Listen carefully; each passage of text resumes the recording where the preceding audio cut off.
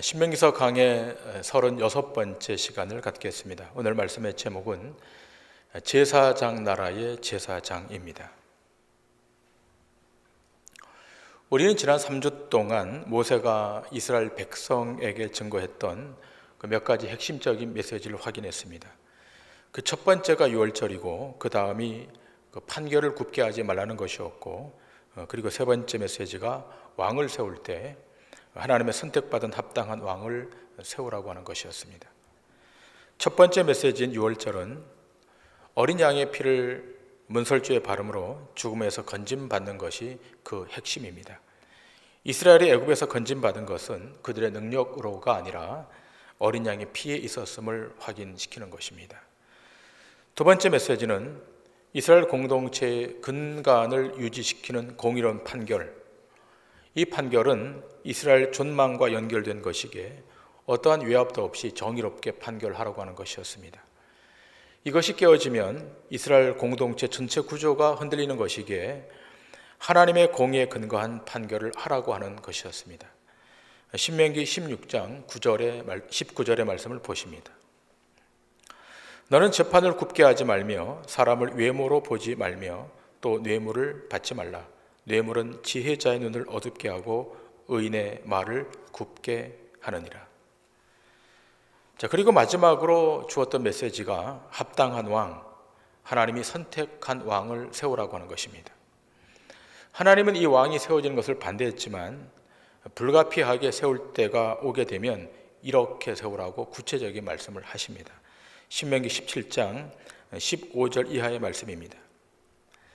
반드시 네 하나님 여호와께서 택하신 자를 내 위에 왕으로 세울 것이며 내 위에 왕으로 세우려면 네 형제 중에서 한 사람을 할 것이요 네 형제 아닌 타국인을 내 위에 세우지 말 것이며 그는 병마를 많이 두지 말 것이요 병마를 많이 얻으려고 그 백성을 애굽으로 돌아가게 하지 말 것이니 이는 여호와께서 너희에게 이르시기를 너희가 이후에는 그 길로 다시 돌아가지 말 것이라 하셨음이며 그에게 아내를 많이 두어 그의 마음이 미혹되게 하지 말 것이며 자기를 위하여 은금을 많이 쌓지 말 것이니라. 그가 왕위에 오르거든 이 율법서의 등사본을 레위 사람 제사장 앞에서 책에 기록하여 평생에 자기 옆에 두고 읽어 그의 하나님 여호와 경외하기를 배우며 이 율법의 모든 말과 이 규례를 지켜 행할 것이라.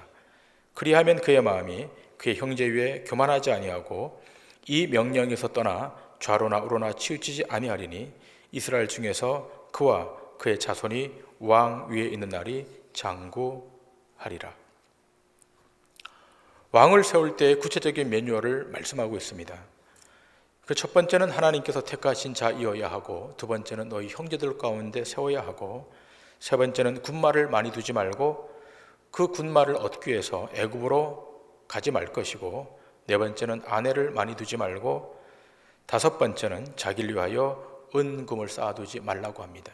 그리고 마지막으로 왕 위에 오르면 제사장 앞에 보관한 율법서를 등사해서 평생에 내 옆에 두고 읽어서 그 율법에 기록된 대로 백성들을 통치하라고 하는 것입니다. 자, 이 매뉴얼에 따라 우여곡절 끝에 이스라엘의 왕이 세워집니다. 그렇게 해서 세워진 왕이 초대왕 사울입니다. 자, 그렇다면 그렇게 세워진 왕이 하나님의 의중과 뜻대로 순종하며 따랐는가? 그렇지 않습니다.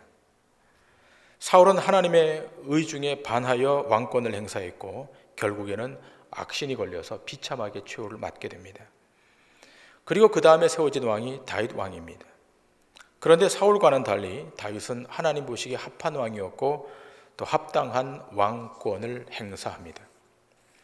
그러나 다윗 이후로 솔로몬과 르호보암, 이 분열 왕국 시대의 대부분의 왕들은 하나님의 공의와 정의에 반한 통치권을 행사했고 결국 이스라엘은 멸절의 길로 접어들게 됩니다. 자, 그렇다면 우리가 던질 질문은 이것입니다. 하나님은 왕들을 통해서 구원의 역사를 펼치시고 완성하시려고 그러셨는가 하는 것입니다. 여기에 대한 신학적 대답은 구원의 서정은 그렇게 시작되었지만 하나님이 의도하신 본 미션은 이스라엘을 하나님의 제사장 나라로 세우기 위함이었음을 확인시켜 주고 있습니다. 그걸 이루시기 위해서 이스라엘 백성들을 출애굽하신 것입니다. 우리가 그 사실을 출애굽기 19장 4절 이하에서 확인할 수 있는데요. 이렇게 기록되어 있습니다. 내가 애굽 사람에게 어떻게 행하였음과 내가 어떻게 독수리 날개로 너희를 업어 내게로 인도하였음을 너희가 보았느니라. 세계가 다 내게 속하였나니 너희가 내 말을 잘 듣고 내 언약을 지키면 너희는 모든 민족 중에서 내 소유가 되겠고 너희가 내게 대하여 제사장 나라가 되며 거룩한 백성이 되리라. 너는 이 말을 이스라엘 자손에게 전할지니라. 하나님은 왕들을 통해서 그 왕권을 통해서 이스라엘 백성들을 하나님의 백성으로 삼는 것이 아니라 오늘 본문에 기술된 바와 같이 그들을 제사장 나라로 하나님의 거룩한 권속으로 그들을 세우겠다는 것입니다. 자, 세상의 나라들은 정치적 왕이 다스리는 나라이지만 이스라엘은 제사장만 있어도 되는 나라입니다. 그 이유는 눈에 보이지 않는 여호와 하나님이 왕으로서 통치하고 계시기 때문에 그렇습니다. 하나님이 왕으로 통치하고 계신다는 것은 이미 율법을 통해서 계속해서 알려주었습니다.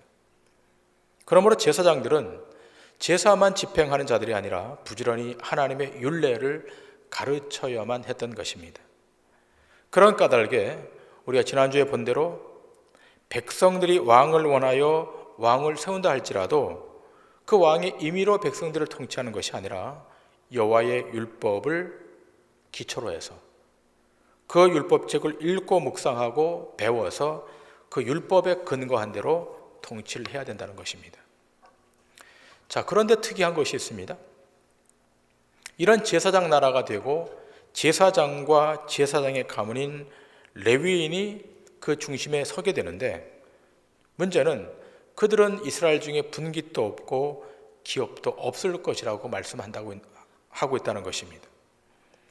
다른 지파들은 다 지상에 분깃이 있고 취할 기업이 있지만 이 제사장과 레위인은 그 세속의 분깃이나 기업을 얻지 못하도록 율법에 명문화시켜 놨다는 것입니다. 자, 그러면 질문할 것이 이것입니다.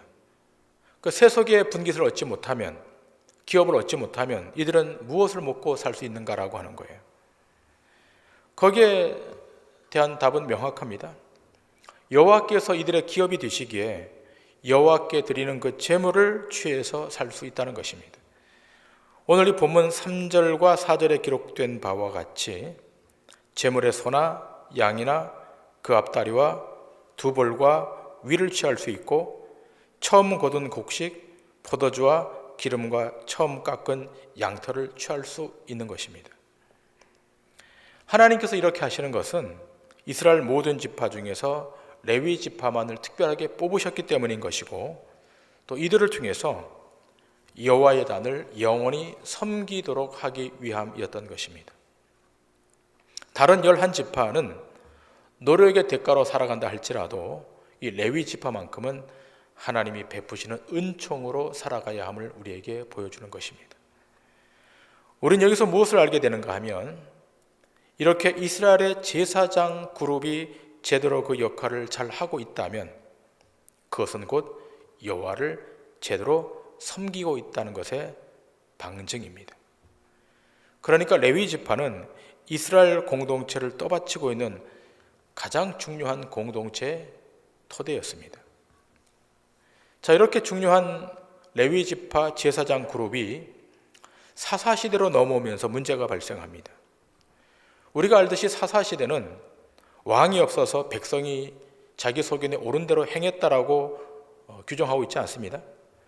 그러나 그것은 표면적인 이유였고 사실 그보다 더 중요한 이유는 이 사사시대에는 제사장들이 제대로 세워지지 않았던 시대였습니다. 하나님의 언약궤가 다윗과 솔로몬 시대에는 잘 보관되어 있었고 잘 안치되어 있었지만 이 사사 시대에는 이 언약궤가 정해져 있지 않았기 때문에 백성들이 자기 소견에 옳은 대로 마구 행했던 것입니다. 그런 까닭에 제사장들도 자리를 잡지 못하고 우왕좌왕했습니다. 그러한 한 예가 등장하는데요. 사사기 17장 9절 이하에 보면 거기에 한 예가 등장합니다. 사사기 17장 전체를 읽어야 되겠습니다만 본문이 길어서 9절부터 13절까지만 읽습니다. 미가가 그에게 묻되 너는 어디서부터 오느냐 하니 그가 이르되 나는 유다 베들레헴의 레위인으로서 거류할 곳을 찾으러 가노라 하는지라. 미가가 그에게 이르되 네가 나와 함께 거주하며 나를 위하여 아버지와 제사장이 되라. 내가 해마다 은열과 의복 한 벌과 먹을 것을 주리라 하므로 그 레위인이 들어갔더라. 그 레위인이 그 사람과 함께 거주하기를 만족하게 생각했으니 이는 그 청년이 미가의 아들 중 하나같이 됨이라. 미가가 그 레위인을 거룩하게 구별하매 그 청년이 미가의 제사장이 되어 그 집에 있었더라. 이에 미가가 이르되 레위인이 내 제사장이 되었으니 이제 여호와께서 내게 복 주실 줄을 아노라 하니라. 여러분, 제사장은 어디에 있어야 됩니까? 성전에 있어야 됩니다. 근데 불행하게도 지금 이 제사장, 유다 베들레헴으로부터 왔던 이 제사장은 미가에게 고용되어서 개인의 집에 들어가게 되는 것입니다. 얼마나 이 시대가 혼탁했던지 돈만 있으면 아무나 레위인을 고용해서 자기 개인 제사장으로 삼을 수 있었던 것입니다. 이 사사 시대는 이런 제사장으로 차고 넘쳤습니다. 자신이 제사장이었음에도 불구하고 레위 지파 자신들이 제사장임에도 불구하고 돈 많은 사람들에게 고용되어서 거기 사적 제사장으로 제사를 집도하는 암울한 시기였습니다. 자, 이렇게 사사 시대가 지나가면서 다윗 시대에 제사장 제도가 가장 온전하게 정비가 됩니다. 역대상 24장부터 26장까지 보시면 제사장들과 찬양대원들이 24반차를 따라서 조직이 됩니다. 그러니까 제사장 그룹의 회복과 찬양대원의 회복은 동전의 앞뒷면과 같이 회복됩니다. 그래서 이 다윗 시대에 제사장 제도가 완벽하게 셋업이 되는데 중요한 것은 이렇게 제사장 그룹이 온전하게 세워지자 이스라엘이 강한 나라로 변모했다는 것입니다. 군대를 키우고 재정을 든든하게 해서가 아니라 제사장이 제대로 세워지니까 이 나라가 강력한 국가로 탈바꿈하게 된 것입니다. 자, 이렇게 다윗의 시대에 제사장 제도가 잘 확립되었지만 솔로몬이 정권을 잡고 난 이후 이것이 서서히 약화되기 시작합니다. 왜 그렇습니까? 솔로몬이 하나님의 성전에 우상을 세우면서부터 드디어 제사장들이 우상을 섬기는 제사장으로 전락하고 맙니다. 결국 솔로몬 말년에 나라는 두 개로 나눠지게 되고 북쪽은 북쪽대로, 남쪽은 남쪽대로 도처에 우상의 신전을 만들고 우상 숭배하게 혈안이 됩니다. 그때부터 이스라엘은 점차 힘을 잃게 됩니다. 그러나 중간에 아주 개혁적인 왕들이 등장합니다. 이 왕들이 등장했을 때 가장 먼저 했던 일은 우상을 파하는 것이었고 성전을 정화시키는 일이었습니다. 그 대표적인 왕 중에 하나가 바로 히스기야 왕입니다. 역대하 31장 11절 이하의 말씀을 보십니다.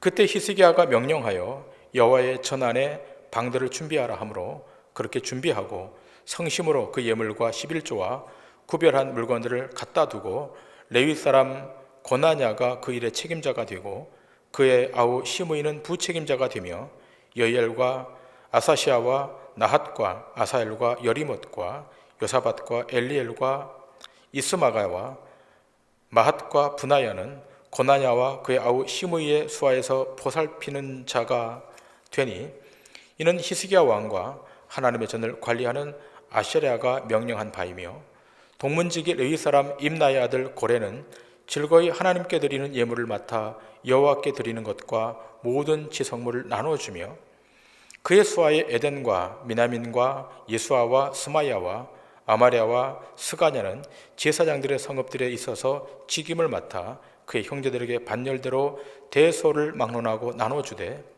3세 이상으로 족보에 기록된 남자 외에 날마다 여호와의 전에 들어가서 그 반열대로 직무에 수종드는 자들에게 다 나눠주며 또 그들의 족속대로 족보에 기록된 제사장들에게 나눠주며 20세 이상에서 그 반열대로 직무를 맡은 레위 사람들에게 나눠주며 또 그 족보에 기록된 온 회중의 어린아이들, 아내들, 자녀들에게 나눠주었으니 이 회중은 성결하고 충실히 그의 직분을 다하는 자이며 각 성읍에서 등록된 사람이 있어 성읍 가까운 들에 사는 아론 자손 제사장들에게도 나눠주되 제사장들의 모든 남자와 족보에 기록된 레위 사람들에게 나눠주었더라. 자, 히스기야가 등극하면서 성전을 다시 정화시키고 흩어져 있는 레위인들을 다시 모아서 제사장 그룹을 완벽하게 복원시킵니다. 제사장들에게 돌아가지 못했던 분깃들을 나눠주게 되고 또 여호와를 제대로 섬기도록 만들어 주었다는 것입니다. 자, 여기에 대해서 역대서 기자는 이렇게 기록하고 있습니다. 역대하 31장 20절 21절입니다. 히스기야가 온 유다에 이같이 행하되 그의 하나님 여호와 보시기에 선과 정의와 진실함으로 행하였으니 그가 행하는 모든 일 곧 하나님의 전에 수종드는 일에나 율법에나 계명에나 그의 하나님을 찾고 한 마음으로 행하여 형통하였더라. 성전을 깨끗이 정화하고 제사장들을 새롭게 복원시키니까 하나님께서 그에게 복을 주시고 형통케 하셨다라고 성경은 증거하고 있습니다. 자, 이렇게 건강한 이 구조의 모습은 신명기 18장에도 드러납니다. 신명기 18장 6절에서 8절까지입니다.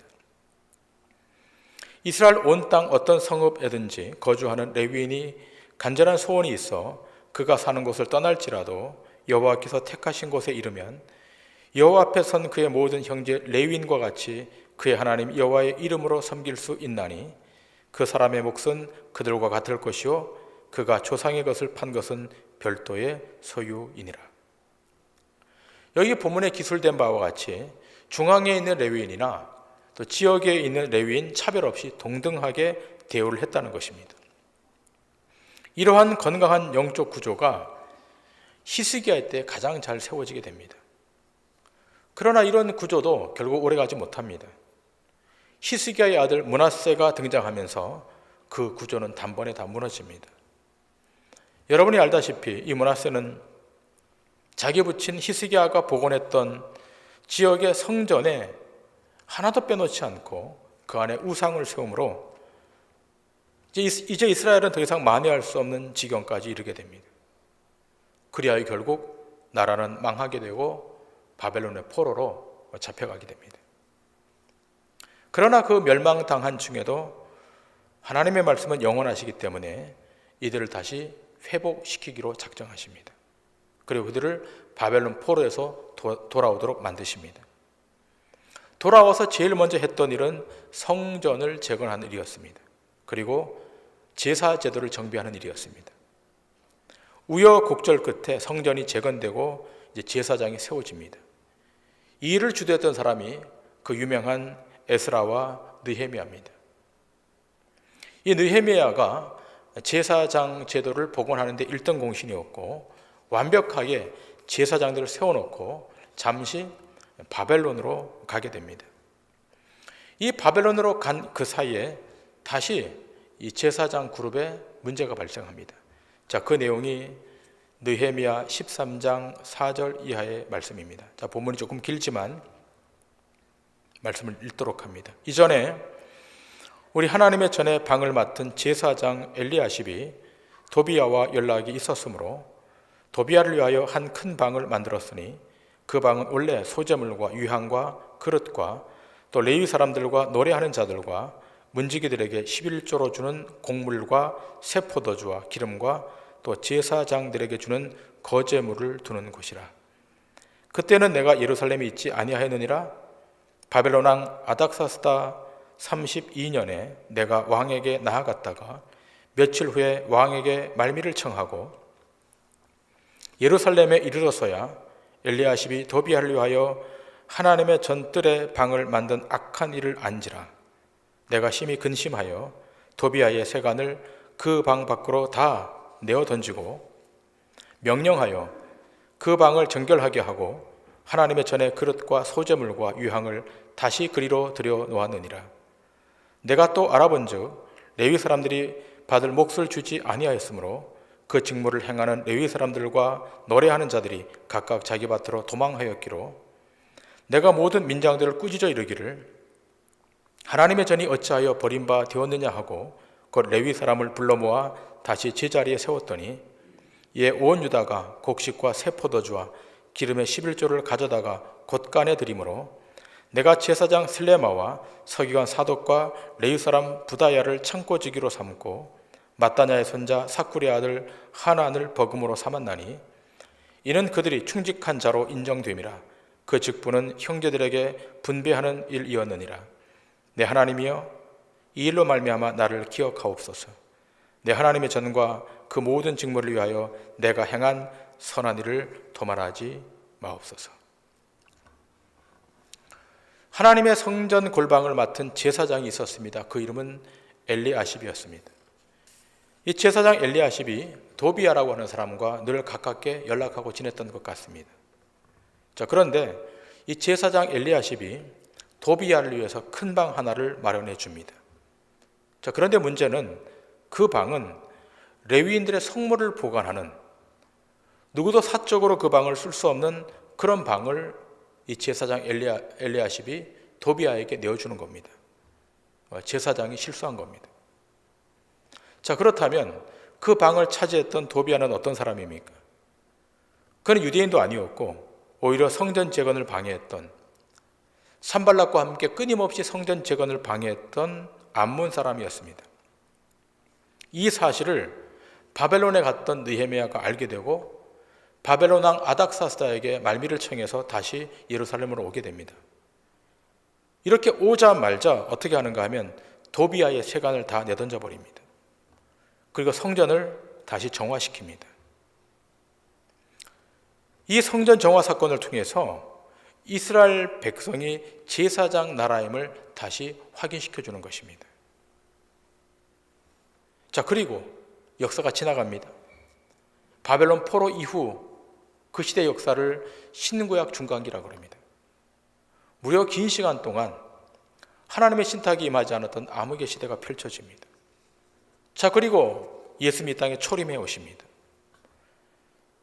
예수님이 땅에 초림해 왔었을 때의 성전, 제사, 제도는 완전히 경직화되어 있습니다. 겉으로는 웅장한 성전이 있습니다. 수룹바벨이 건설한 성전이 있습니다. 그 안에 제사장들도 차고 넘칩니다. 그러나 문제는 그 제사장 그룹 전체가 다 탐심으로 가득한 우상 숭배자였다는 것입니다. 율법을 지킨다고 그랬지만 그 율법을 지키는 것은 허울에 불과했던 것이고 그 마음에는 정욕이 가득 차 있었습니다. 그러자 도저히 예수님이 안 되겠다 싶어서 그들에게 선전포고를 합니다. 내가 이 성전을 헐어버리고 3일 만에 세우겠다는 것입니다. 이 성전을 헐어버림으로 더 이상 땅의 제사장이 필요 없도록 만들겠다는 것입니다. 성전에 제사장이 없도록 하겠다고 하는 것은 제사장들이 분깃으로 취했던 그 분깃조차 이제는 안 주겠다는 것입니다. 모든 것을 다 무효화시키겠다는 것입니다. 왜 우리 주님이 이렇게 하시는 겁니까?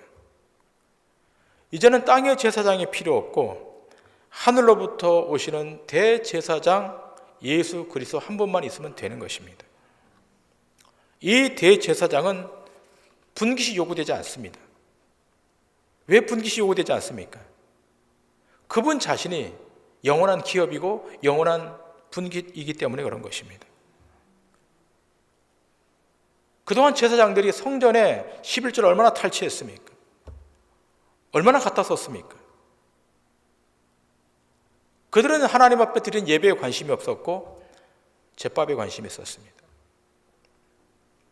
이제는 우리 주님이 분깃 없는 대제사장으로 오셨기 때문에 땅의 제사장들의 제사는 필요 없다는 것입니다.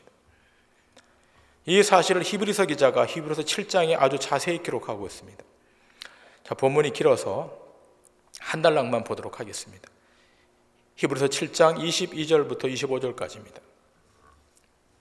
이와 같이 예수는 더 좋은 언약의 보증이 되셨느니라.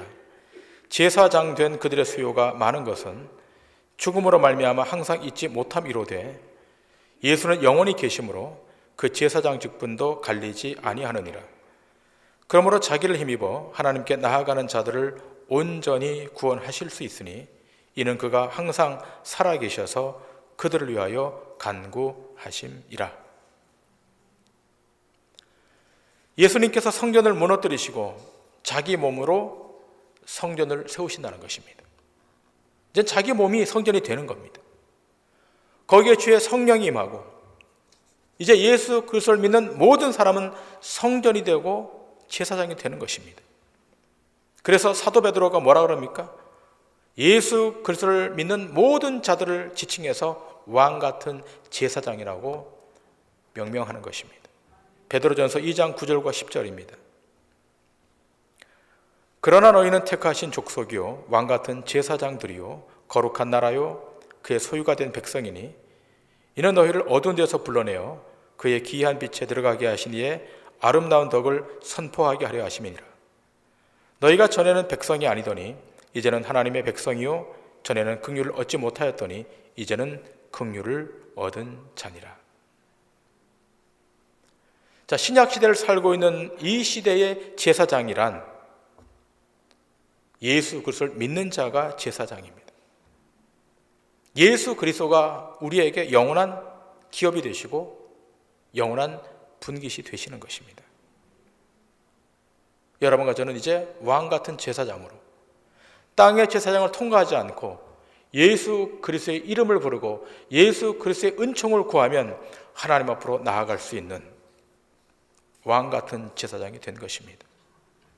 자, 그렇다면 우리가 왕 같은 제사장이 되었다면 그 역할은 무엇이겠습니까? 조금 전 베드로전서에서 언급된 것처럼 어두움에서 불러내어 기이한 빛에 들어가게 하신 자의 아름다운 덕을 선포하는 것입니다. 그 아름다운 덕이란 예수 그리스도의 십자가의 능력입니다.